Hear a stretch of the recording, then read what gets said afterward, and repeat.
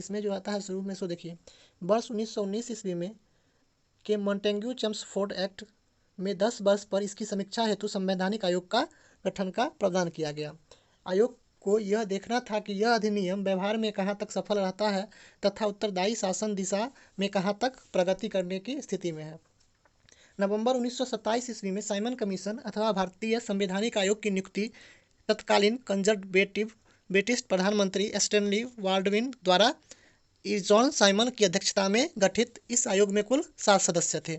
चूंकि इसमें सभी सदस्य अंग्रेजी थे तथा कोई भी भारतीय इसका सदस्य नहीं था, इसलिए भारतीय ने इसे श्वेत कमीशन कहा। साइमन कमीशन 3 फरवरी 1928 को बम्बई पहुंचता है। उसके बाद कहता है साइमन कमीशन के अध्यक्ष सर जॉन साइमन उदारवादी दल लेबर पार्टी के सदस्य थे, जबकि भारत की स्वतंत्रता 1947 के समय ब्रिटिश प्रधानमंत्री क्लीमेंट एटली इस साइमन कमीशन में श्रमिक दल के सदस्य के रूप में शामिल थे। भारतीय राष्ट्रीय कांग्रेस ने दिसंबर 1927 में मद्रास में हुए अपने अधिवेशन में साइमन कमीशन का विरोध करने का निर्णय लिया। 3 फरवरी 1928 को साइमन कमीशन बम्बई पहुंचता है। साइमन कमीशन कब भारत आता है? तो 3 फरवरी 1928 को। उस दिन देशव्यापी हड़ताल का आयोजन हुआ।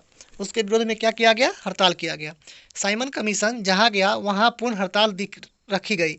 साइमन कमीशन वापस जाओ का नारा भी जुलूस निकाले गए। अर्थात जब यह साइमन कमीशन भारत आता है तो जहाँ जहाँ यह आयोग जाता है, कमीशन जाता है, वहाँ वहाँ हड़ताल रखा जाता है तथा एक ही नारे लगाए जाते हैं, साइमन कमीशन वापस जाओ।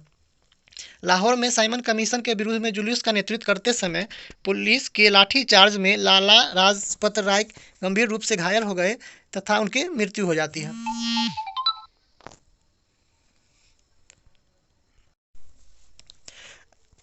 लाला लाजपत राय 1865 से 1928 के बीच में प्रमुख राजनीतिक नेता थे, जिन्होंने ब्रिटिश राज के विरुद्ध स्वतंत्रता आंदोलन का नेतृत्व किया था। उन्होंने पंजाब केसरी की उपाधि भी दी गई थी। साइमन कमीशन 1927 के प्रयुक्त में नेहरू रिपोर्ट 1928 तैयार की गई थी, जिसमें भारत के नए डोमिनियन संविधान का खाका था। इसे तैयार करने वाली सर्वदलीय समिति के अध्यक्ष थे मोतीलाल नेहरू। जवाहरलाल नेहरू इसके सचिव थे।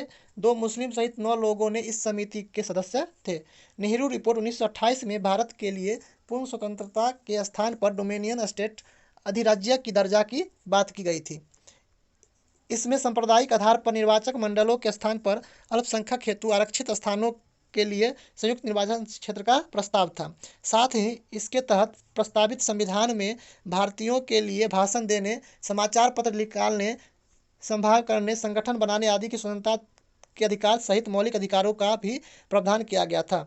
वर्ष 1928 में इंडिपेंडेंस ऑफ इंडियन लीग का गठन जवाहरलाल नेहरू तथा सुभाष चंद्र बोस ने मिलकर किया। इस लीग का उद्देश्य डोमिनियन स्टेट से आगे पूर्ण स्वतंत्रता की मांग को मुखर करना था। इस वीडियो में इतना ही। मिलते हैं नेक्स्ट वीडियो में। Thank you. जय हिंद।